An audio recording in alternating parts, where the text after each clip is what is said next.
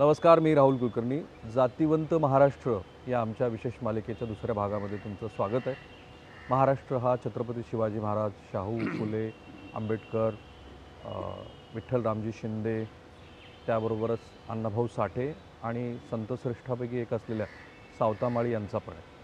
आणि त्याची एक स्वतःची अशी प्रतिमा होती महाराष्ट्र राज्य म्हणून, की हे प्रगतशील पुरोगामी विचार करणारं राज्य आहे. पण अलीकडे महाराष्ट्रामध्ये वेगवेगळ्या आंदोलनाच्या निमित्तानं, त्याला दिलेल्या प्रति आंदोलनाच्या आव्हानाच्या निमित्तानं महाराष्ट्राची एक वेगळी ओळख झालेली आहे. आणि ती ओळख जात ह्या घटकाच्या अनुषंगानं येणाऱ्या विधानसभा निवडणुकीमध्ये हा घटक अत्यंत महत्त्वाचा असणार आहे, कोणी काहीही म्हणो. आणि म्हणून आमची ही विशिष्ट मालिका आहे की ज्याच्यामध्ये कोणत्या मतदारसंघामध्ये कोणता जात घटक अधिक प्रभावी आहे हे समजून घेण्याचा, समजून सांगण्याचा प्रयत्न आहे. सो पुण्यात ॲडव्होकेट मंगेश ससाणेचं तुमचं स्वागत आहे. ससाणे वकील साहेबांनी महाराष्ट्रातल्या माळी समाजाची प्रत्येक विधानसभा मतदारसंघ आहे अशी आकडेवारी गोळा केलेली आहे. पण स्वातंत्र्यपूर्व कालखंडापासून सुद्धा सावित्रीबाई फुले, महात्मा फुले, आणि महात्मा फुले तर स्वतःच कॉन्ट्रॅक्टर होते, ते निवडणुकीलाही उभे होते. तर हा जागृत समाज आहे. तसं म्हणलं तर माळी समाज हा पहिल्यापासून कष्ट करणारा आणि आहे त्या परिस्थितीमध्ये मळे फुलवून, फुलांची शेती करून, किंवा मग जे देवस्थानं तत्कालीन होती त्याला हार असतील किंवा फुले असतील हे सगळं करून आता माळी समाजामध्ये अनेक वेगवेगळ्या जाती आहेत. मग फुलमाळी, जिरेमाळी, हळदेमाळी, सावतामाळी, म्हणजे आपण ज्याला म्हणतो की जे देवाची सेवा करायची. त्यानंतर लिंगायत माळी, पंचकळशी, चौकळशी, अशा माळी समाजाच्या विविध जाती. किती पोट जाती आहेत माळी समाज? जवळजवळ 15 ते 20 पोट जाती माळी समाजाच्या आहेत. आणि माळी समाज हा फक्त महाराष्ट्रात नसून हा राजस्थानामध्ये मौर्य, शाक्य, कुशवा, सैनी, भारतातल्या विविध राज्यामध्ये माळी समाज आहे. आता आपण जर महाराष्ट्राचं घेतलं तर माळी समाजाला पहिल्यापासून तो वारसा आहे की प्रस्थापित व्यवस्थेच्या विरुद्ध किंवा अन्यायाच्या विरुद्ध उठाव करायचा, पेटून उठायचं. महात्मा फुलेंनी त्यावेळेस जी पाखंड होतं, जी गुलामगिरी होती, जी जाती व्यवस्था. किती निवडणुका लढवल्या महात्मा फुलेंनी एक निवडणूक लढवली होती, पहिल्यांदा ते पडले. नंतर परत पुणे महानगरपालिकामध्येच महात्मा फुले मेयर होते. बरं. हो. मग त्या मला ज्ञात इतिहास आहे पण थोडं क्युरियस. त्यामुळं महात्मा फुलेंच्या पासून आम्हाला प्रतिनिधित्व करण्याचा, महात्मा फुलेंनी त्याच्यामधून फक्त याच्यामध्ये पुणे महानगरपालिकेमध्ये प्रतिनिधित्व केलं नाही, त्यांनी वेगवेगळ्या क्षेत्रामध्ये मुलींची पहिली शाळा महात्मा फुलेंनी चालू केली. त्यानंतर मोठे कॉन्ट्रॅक्टर होते. आज आपण बघतो कात्रजचा पूल, बनगार्डनचा बंधारा महात्मा फुलेंच्या कंपनीने बांधलेला आहे. त्यानंतर महात्मा फुलेंनी विविध क्षेत्रात काम केले, कामगारांच्या क्षेत्रामध्ये काम केलेलं आहे. महात्मा फुलेंनी विधवा केशवपन जे होतं त्याच्या विरोधात काम केलेलं आहे. महात्मा फुलेंचा जो दत्तक पुत्र यशवंत, तो एक ब्राह्मण विधवेचा मुलगा महात्मा फुलेंनी दत्तक केला. म्हणजे सोशल रिफॉर्म काय, हे सोशल रिफॉर्म महात्मा फुलेंनी चालू केले. अशा महात्मा फुलेंचा वारसा हा माळी समाजाला आहे. पण मग आता महात्मा फुले आता महाराष्ट्राचं नवं राजकीय नेतृत्व, म्हणजे अलीकडे महाराष्ट्र स्थापन, छगन भुजबळ आहेत, जयकुमार गोरे आहेत, आणि आज आपल्यात हयात नसलेले राजीव सातव आहेत, रुपाली चाकणकर आहेत, अमोल कोल्हे आहेत, देवयानी फरांदे आहेत. असे बरेच याच्यामध्ये. हे फक्त राजकीय नेतृत्व नसलं, प्रशासकीय सेवेमध्ये पण आमचे महेश झगडे साहेब आहेत, शंकरराव सातव आहेत. वेगवेगळ्या क्षेत्रामध्ये माळी समाज प्रतिनिधित्व. आता माळी समाजाचे किती आमदार आहेत महाराष्ट्रात? आता सध्या 6 आमदार आहेत. कोण कोण?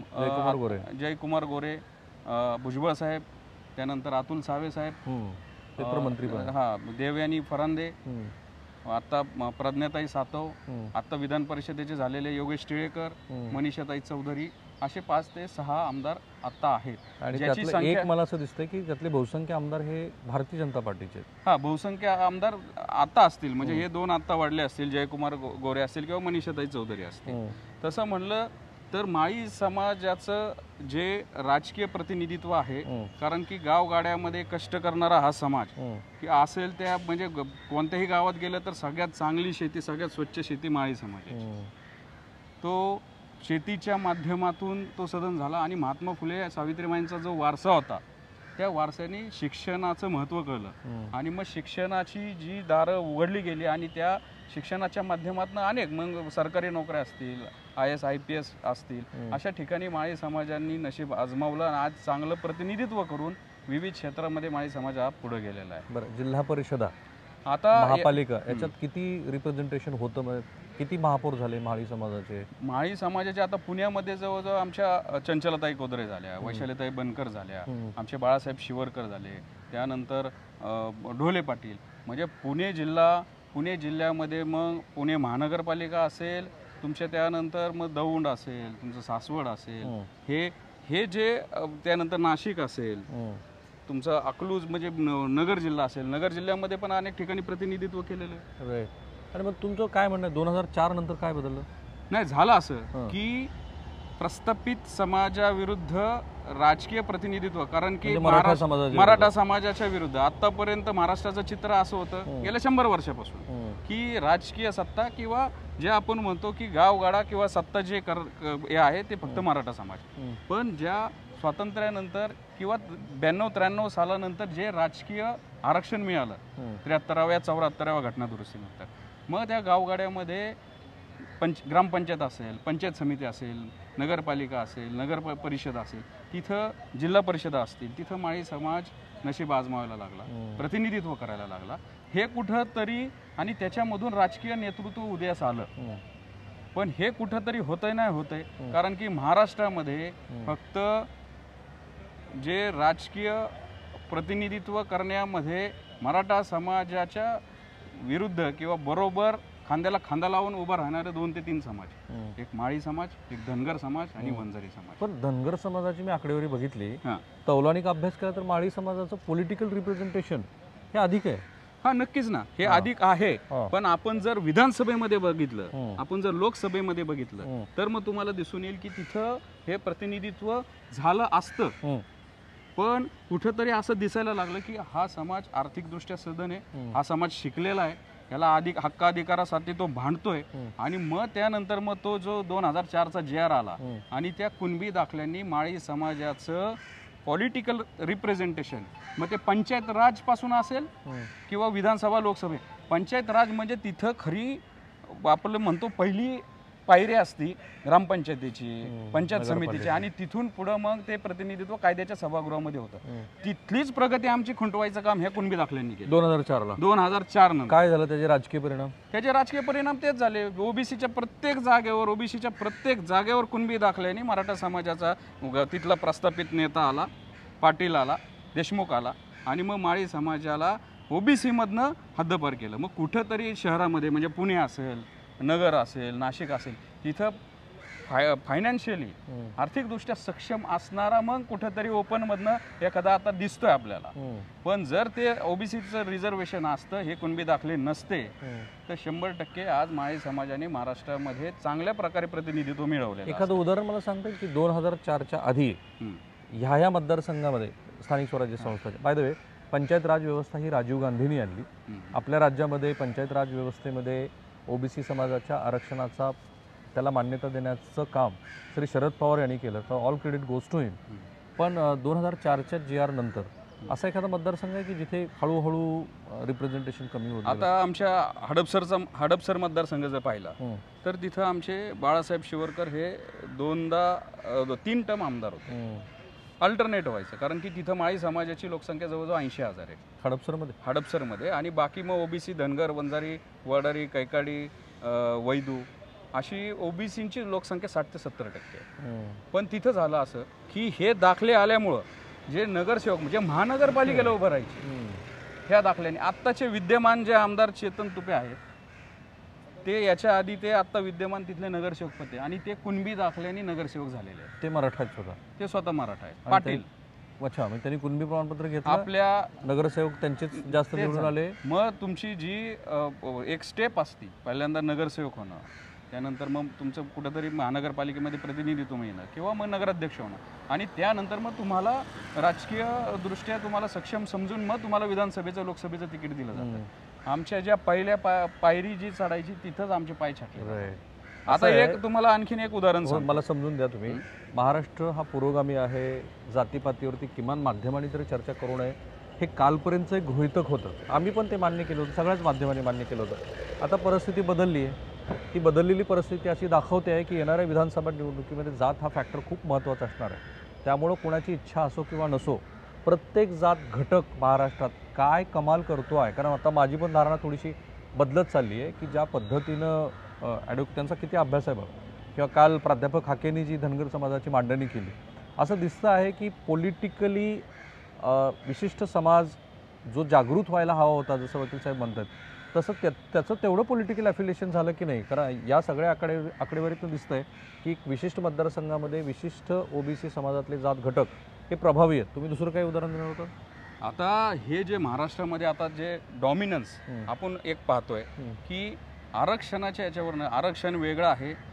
जर मराठा समाजामधील गरिबांना आरक्षण पाहिजे, जे जरांगे म्हणतात की गरिबाच्या लेकरांना, जिथं गरीब शब्द येतो तिथं इकॉनॉमिकल विकर सेक्शन येतो, आणि त्या इकॉनॉमिकल विकर सेक्शनसाठी 10% आरक्षण केंद्राने दिलेलं आहे. सुप्रीम कोर्टात चॅलेंज झालं आहे आणि सुप्रीम कोर्टाने वैध ठरवलेलं आहे. आणि चंद्रकांत पाटलांनी, जे मराठा आरक्षण समितीचे अध्यक्ष होते, त्यांनी छाती ठोकपणे सांगितलेलं आहे की ह्या 10%मधले 8.5% लाभ मराठा समाजाने घेतले. तो फार वेगळा आणि स्वतंत्र चर्चेचा विषय, त्याच्यात जायला नको. आपले आत्ताची आकडेवारी महाराष्ट्रातल्या 288 विधानसभा मतदारसंघामध्ये जर आपण विभागनिहाय बघायचं ठरवलं तर किती मतदारसंघामध्ये माळी समाज हा डॉमिनंट आहे? जवळजवळ 60 मतदारसंघामध्ये डॉमिनंट आहे. मी तुम्हाला काही वाचून दाखवतो. त्यांनी सगळी आकडेवारी अगदी व्यवस्थित लिहून आणली. मी तुम्हाला आकडेवारी आणलेली आहे. आता आपण जर पुणे म्हणजे पश्चिम महाराष्ट्रामधले पुणे जिल्हा घेतला तर त्याच्यामध्ये हडपसर, पुरंदर, खेड, आळंदी. हडपसरमध्ये आमदार होते, पुरंदरमध्ये जवळजवळ 15 ते 20% माळी समाज आहे. खेड, आळंदीमध्ये आमचे सुरेश गोरे आमदार होते, पण ह्यात सगळ्या डॉमिनन्सनी तिथे गेलं. त्यानंतर भोसरी मतदारसंघ, पुणे जिल्ह्यामध्ये जुन्नर, आंबेगाव, दौंड, इंदापूरमध्ये तर निर्णायक नाही, निर्णायकपेक्षा निवडून येण्याच्या इतपत आमचा लोकसंख्या आहे. पण धनगर समाजाचं तिथं प्राबल्य अशी आजपर्यंतची धारणा होती. धनगर आणि माळी बरोबरीने आहेत. त्यानंतर बारामती, नगरमध्ये आपण गेलं तर नगर शहर, पारनेर, कर्जत, जामखेड, श्रीगोंदा, राहता, श्रीरामपूरला माळी समाजातील जयवंत सासरे आमदार होते. नाशिकमध्ये गेलं तर आपल्याला माहितीच असेल, येवला, नांदगाव, नाशिक पूर्व, मालेगाव, इथं वसंत गीते होते, आता देवयानी फरंदे आहेत. म्हणजे तुमचा जालना, म्हणजे मराठवाड्याचा बघितला तर जालनामध्ये परतूर, मंठा, जालना शहरामध्ये पण जवळजवळ प्रत्येक मतदारसंघात ह्या 2-3 30 ते 40 हजार लोकसंख्या माळी समाजाची. सोलापूरमध्ये सांगोला, तिथं धनगर समाजाचं वर्चस्व आहे, पण त्याच्या खालोखाल माळी समाज निर्णायक याच्यामध्ये.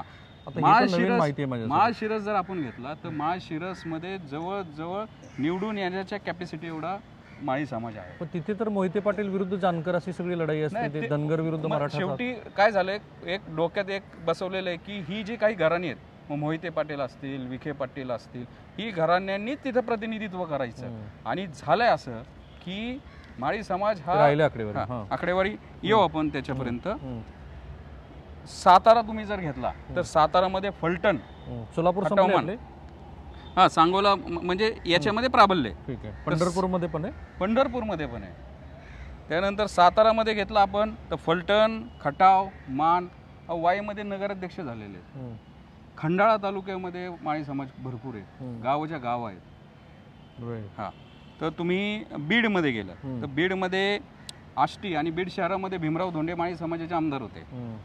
परळीमध्ये वंजारी समाजानंतर निर्णायक मतदान माळी समाजाचं आहे असं परळीमध्ये. तुमचं सांगलीमध्ये गेलं, सांगली आणि कोल्हापूरमध्ये माळी समाज लिंगायत माळी म्हणून आहेत. जे आपण कर्नाटकचा म्हणजे बिदर, भालकी, जो बेळगाव जो आहे तिथं जो माळी समाज आहे तो लिंगायत माळी आहेत. ते पॉलिटिकली एवढे जरी नसले तरी पण निर्णायक मतदान आहे सांगली शहरामध्ये. तुमचा मुंबईमध्ये आमचे मनीषाताई चौधरी आहेत. मुंबईमध्ये जे काही अलिबाग म्हणजे रायगड जिल्हा आपण जो पकडतो तिथं चौकशी, पंचकळशी माळी समाजाची खूप मोठी लोकसंख्या आहे. आणि निर्णायक मतदान फक्त होतंय असं की प्रस्थापितांना, फक्त मुंबईमध्ये थोडंसं मराठा समाज नसला तरी आगरी समाजाला माळी समाज हा मतदान करतो. तुमचं विदर्भ जर बघितलं तर हिंगोली, कळमनुरी, औंढा नागनाथ, हिंगोलीमध्ये आमचे राजीव सातव मुख्यमंत्री पदाचा फेस होते आणि ते समाजाचं खूप मोठं नुकसान आहे त्यांच्या त्या अकाली जाणे. त्यानंतर तुम्ही मराठवाड्यामध्ये आणखीन बघितलं तर औरंगाबाद, कन्नड, पैठण, वैजापूर, फुलंब्री, अक्कलकोटला सिद्धराम म्हेत्रे हे आमदार होते. हे मतदारसंघामध्ये पण निर्णायक आमची लोकसंख्या माळी समाजाची आहे, जे बऱ्याच लोकांना माहीत नाही. मराठवाड्यामध्ये आणखीन धाराशिव, जालना, नांदेड, परभणी, बीड, लातूर हे जे जिल्हे आहेत या जिल्ह्यामध्ये 2 नाही 3 नंबरचा समाज हा माळी समाज आहे. आणि विदर्भामध्ये जर आपण जर पाहिलं तर म्हणजे जिथं कोणाला वाटत नसेल की तिथं आदिवासी बहुल एरिया आहे, पण तुम्हाला सांगतो चंद्रपूरमधील बल्लारपूर हा मतदारसंघ किती बल्लारपूरमध्ये आहेत? जवळजवळ 20 ते 25 हजार लोकसंख्या आहे. चंद्रपूर विधानसभा, शिमूर विधानसभा, चंद्रपूरमधील राजुरा विधानसभा, वरोरा भद्रावती विधानसभा, त्यानंतर आपण गोंदियाकडे येऊ. गोंदिया विधानसभा, भंडारामधील साकोली, नागपूर शहरामध्ये कटोल हा मतदारसंघ, वर्ध्यामध्ये आर्वी मतदारसंघ, वर्ध्यामध्ये देवळी मतदारसंघ, वर्ध्यामध्ये हिंगणघाट, वाशिममध्ये कारंजा. ओके, आता मला जे लक्षात आलं तुमच्या सांगण्यावरून, सह्याद्रीचा जो डोंगर रांगा आहे त्याच्या आजूबाजूच्या जिल्ह्यामध्ये जास्त डॉमिनन्स आहे. कारण की जिथं सह्याद्रीच्या आजूबाजूला जिथं पाण्याचा प्रदेश आहे, जिथं शेती पिकते, त्या ठिकाणी हे सगळं माळी समाजाचं प्राबल्य आहे. फक्त आता याच्यामध्ये आपण जर पाहिलं असेल की आर्थिकदृष्ट्या जरी थोडासा पश्चिम महाराष्ट्रामध्ये जरा सक्षम असला, म्हणजे नाशिक असेल किंवा हा पुण्याचा रिजन असेल, तर बाकी ठिकाणी झालंय काय. आपण आता अकलूजचं सांगितलं, ह्या म्हणजे प्रस्थापित मराठा समाजाचे साखर कारखाने आहेत, सूत गिरणे आहेत, दूध संघ आहेत, पतपेढे आहेत, त्याच्यानंतर तुमच्या जिल्हा बँकामध्ये वर्चस्व आहे. मग याच्यामध्ये काय झालंय, समाजातील काही जण मग तिथं कारकून म्हणून नोकरीला आहेत, काही जण शिपाई म्हणून नोकरीला आहेत, काही जण वेगवेगळ्या याच्यावर आहे. मग तिथं ज्या वेळेस त्या समाजातला समजा एका घरातला कोणतरी उभा राहायला जातो ना, मग त्याच्या त्या बाकीच्याला बोलून घेतलं जातं, म्हणलं जातं. तुम्हाला काउंटर प्रश्न विचारतो बघा, जिथे कुठलंही आजूबाजूच्या राज्यातलं पण हे राजकारण बघितलं, कर्नाटकमध्ये वक्कलिंग आणि लिंगायत डॉमिनंट आहेत, ते रूल करतील. म्हणजे मराठा समाज इथे संख्येनं अधिक आहे, तर तो पॉलिटिकली सेन्सिटिव्ह असणं आणि त्यांचा राजकारणात डॉमिनन्स असणं याच्यात काही वावगं नाही आहे. गुजरातमध्ये पटेल तशीच अवस्था आहे, मध्य प्रदेशमध्ये तुम्ही जाल तर तिथे ओबीसीचं बाहुल्य दिसतं, छत्तीसगडमध्ये आदिवासी अधिक आहेत, तशीच परिस्थिती आहे. त्यामुळं कुठल्याही विशिष्ट अशा समाजाच्या विरोधातली ही चर्चा नाही आहे. आपण फक्त एवढंच समजून घेत आहोत की महाराष्ट्रात कोणत्या मतदारसंघामध्ये किती लोक जात घटक हे प्रभावी आहेत. पण आता कोणी हे बघणारे असं म्हणतील की वकील साहेब सांगताना मराठा समाजाचं सांगतात, पण भुजबळसारखे एवढे मोठे नेते होते ना, आहेत आजही. मग तेच झालं ना, माझं सांगण्याचं हेच असं आहे की हा समाज प्रत्येक ठिकाणी म्हणजे आपण जे 93-94 सालापासून पंचायत राजमध्ये ज्यावेळेस राजकीय आरक्षणाद्वारे ग्रामपंचायत, नगरपालिका, जिल्हा परिषदा, पंचायत समित्यामध्ये तो उभा राहायला लागला, निवडून यायला लागला आणि मग कुठंतरी नगराध्यक्ष पद, कुठंतरी महापौरपद घ्यायला लागला, त्यानंतर मग कुठंतरी जो या समाजाचा राजकीय आधारस्तंभ आहे, मग त्या भुजबळ साहेबांना टार्गेट करायचं चालू झालं. आज भुजबळ साहेब का बरं मुख्यमंत्री नाही झाले, का उपमुख्यमंत्री पदाचा राजीनामा घेतला? भ्रष्टाचाराचे आरोप भुजबळ सोडून किती नेत्यांवर झाले, किती जणांना जेलमध्ये टाकलं. कुठंतरी एक राजकीय तुमचा जो आधारस्तंभ आहे त्याला खच्ची करायचं. पण त्यांनी भ्रष्टाचार केला असं ईडी म्हणते. नाही, ईडीचा आता ती केस चालू आहे, त्यांनी क्लोजर रिपोर्ट दिलेला आहे महाराष्ट्र सदनच्या याच्यामध्ये. मग त्यामुळं कुठंतरी तुम्हाला असं म्हणाले भारतीय जनता पार्टीने जी कारवाई केली त्यांच्यावरती, गृहमंत्री आणि मुख्यमंत्री त्यावेळेला एकच होते, देवेंद्र फडणवीस, हे राजकीय कारणामुळे केलं. हा, नक्कीच असं समजू शकतो आपण. मग त्याच वेळेस त्यांच्या व्यतिरिक्त मग मुख्यमंत्र्यांवर अटक केली का? भुजबळ साहेब तर उपमुख्यमंत्री होते. तुम्ही ह्या अँगलने बघता की भुजबळ हे बाकीच्या कोणत्या समाजाचे नेते, बाकी त्यावेळेस इतर कोणत्या नेत्यांवर भ्रष्टाचाराचे आरोप नव्हते? आता काय केलं जातं की आता फक्त आरोप करायचे आणि मग तुम्ही आमच्या सरकारमध्ये सामील व्हा. आपण बरेच, मी कुणाचं नाव मला घ्यायचं नाहीये, ते सत्तेत असतील, साहेबांबरोबर असतील, पण अशा नेत्यांना सरळ तुम्हाला क्लीन चिट दिली जाते, तुम्हाला गंगेसारखं पवित्र करून सत्तेत घेतला असं मग आपण समजून. ठीक आहे, मग अगदी मुलाखतीच्या शेवटच्या 2-3 प्रश्नाकडे आपण येतोय. आत्ता येणाऱ्या विधानसभा निवडणुकीमध्ये माळी समाज हा कन्सॉलिडेट होऊन काही वेगळा विचार करेल असं? नक्कीच. आमच्या जी काय बरीच मंडळी आहेत यांनी पक्षविरहित हं. जसं इतर समाजांनी केलेले पक्षविरहित एक माळी मिशन म्हणून एक चालू केलेले बरं की एक टार्गेट ठेवलेले 4 खासदार आणि 40 आमदार. असं ठेवलं तुम्ही? कारण की आता तुम्हाला आताची एक घटना सांगतो. हं. पुरंदर तालुक्यामध्ये एक दौंडज म्हणून एक गाव आहे. हं. तिथं ओबीसीचं आरक्षण होतं आणि ओबीसी सरपंच भुजबळ म्हणून होत्या. आता ह्या सगळ्या जे आता सामाजिक जे ध्रुवीकरण झालंय किंवा जी परिस्थिती खराब झाली त्याच्यामध्ये सवर्ण समाजाने किंवा मराठा समाजातील बाकीच्या सदस्यांनी त्या सरपंचांवर अविश्वास ठराव आणला हं. आणि त्यांचं पद घालवलं आणि आता परत निवडणूक लावून हं. कुणबी दाखल्याद्वारे दुसरं कोणतरी एकाला हे करायचं चाललंय. मग जर हे प्रत्येकाला आम्ही आत्तापर्यंत तुमचं नेतृत्व मान्य केलं, तुम्हीच आमचे आमदार, तुम्हीच खासदार, तुम्हीच मंत्री, तुम्हीच ZP अध्यक्ष, आम्हाला कुठेतरी सदस्य करा, आम्हाला साखर कारखान्यात एखादी दुसरी जागा द्या, आम्हाला जिल्हा बँकेमध्ये एखादं दुसरं सदस्यपद द्या. आम्ही कधी चेअरमनशिप मागितली नाही. पण जर आम्हाला आता तुम्ही लाथडत असताल आमचं जे नेतृत्व आहे भुजबळ साहेब असतील त्यांना तुम्ही म्हणत असाल की तुमचं राजकीय कारकीर्द संपवतो तर नक्कीच हा माळी समाज आता काय करणार तुम्ही? 40 मतदारसंघामध्ये जाणार? हो, 40 मतदारसंघामध्ये जाणार. तिथं जर आम्हाला प्रतिनिधित्व दिलं नाही, कारण की आमचं आकडेवारी आहे प्रत्येक पक्षासमोर असते. आजकाल प्रत्येक पक्ष स्टॅटिस्टिक्स शिवाय चालत नाही. बरोबर. मग जर समजा आकडेवारी समजा आमचा हडपसर विधानसभा मतदारसंघ आहे, तुमचा दौंड आहे, अशा याच्यामध्ये जर आम्हाला डावलून प्रस्थापित तिथला मराठा समाजाचा किंवा आणखीन कुठल्या प्रस्थापित एखाद्या नेत्याला का तर तो प्रस्थापित आहे तो फक्त पैसे खर्च करू शकतो आणि तो आधीपासून साहेबांच्या जवळचा आहे आधीपासून याच्या जवळचा आहे असं दिलं तर 100% आम्ही तिथं आमची वेगवेगळी भूमिका घेऊ आणि प्रचार करणार? हो 100% करणार. का नाही करणार? आज काय चालू आहे महाराष्ट्रामध्ये?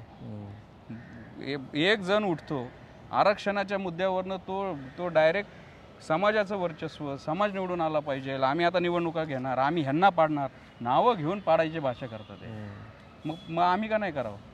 या नोटवरती थांबूया.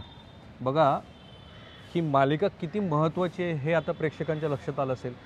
एज्युकेटेड असलेले, वकील असलेले, स्वतः कायद्याचा नीट अभ्यास असलेले, तेवढीच राजकीय समज असलेले ॲडव्होकेट मंगेश ससाणे जे महाराष्ट्राला सांगतायत ना की त्यांच्या समाजाची प्रातिनिधिक आपण म्हणू की ती प्रतिक्रिया आहे.